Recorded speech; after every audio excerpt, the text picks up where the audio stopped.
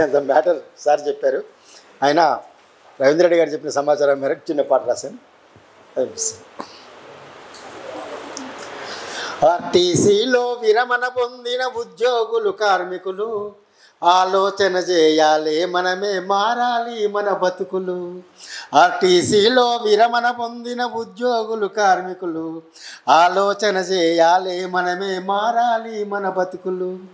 కొలువుల మనము ఉన్నన్నాళ్ళు కొసిరి కొసిరి ఇచ్చిరి జీతాలు, పదవీ విరమణ పొందిన నుండి పరమపదించే తేదీ వరకు పెన్షన్ పెరిగే ఛాన్సే లేదు, డిఏ కలిసే దిక్కే లేదు. రిటైర్మెంటు జీవితం అంతా రిస్కుల పడ్డది తీరని చింత. ఆర్టీసీలో విరమణ పొందిన ఉద్యోగులు కార్మికులు ఆలోచన చేయాలి, మనమే మారాలి మన బతుకులు. 2017 పే స్కేల్ అమలుగాకపాయే నా పరేషన్, బకాయిలు చెల్లించాలంటూ బస్ భవనముకు ధర్నాలంటూ తిరిగి తిరిగి చెప్పుల జోళ్ళరిగే, తనువుల ఉన్న తాకత్ కరిగే.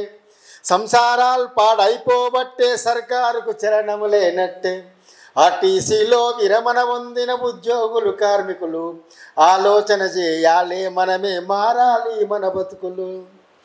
సెంటర్లున్న సర్కారోళ్ళు చెప్పబట్టిరి నీతి మాటలు, ఒకే దేశము ఒకే దేవుడని, ఒకటే మతము ఒకే భాషయని, ఒకటే ఎన్నిక విధానమంటూ ఒగల మాటలు పలికేవాళ్ళు, ఒకటే పెన్షన్ విధానం ఎందుకు తీసుకురారని తిరగబడదాము. ఆర్టీసీలో విరమణ పొందిన ఉద్యోగులు కార్మికులు ఆలోచన చేయాలి, మనమే మారాలి మన బతుకులు. హయ్యర్ పెన్షన్ అప్లికేషను ఆన్లైన్ అంటూ అప్లై చేస్తే ఆఫీసులో జరిగిన తప్పులకు తిరస్కరించబడే దరఖాస్తు, స్పెల్లింగ్ మిస్టేక్ జరిగిందంటూ సిస్టమ్ తీసుకోలేదని రిజెక్ట్, ముందు రిటైర్మెంట్ అయిన వాళ్లకు రాదెందుకు తొందరగా పెన్షన్ అని. ఆర్టీసీలో విరమణ పొందిన ఉద్యోగులు కార్మికులు ఆలోచన చేయాలి, మనమే మారాలి మన బతుకులు.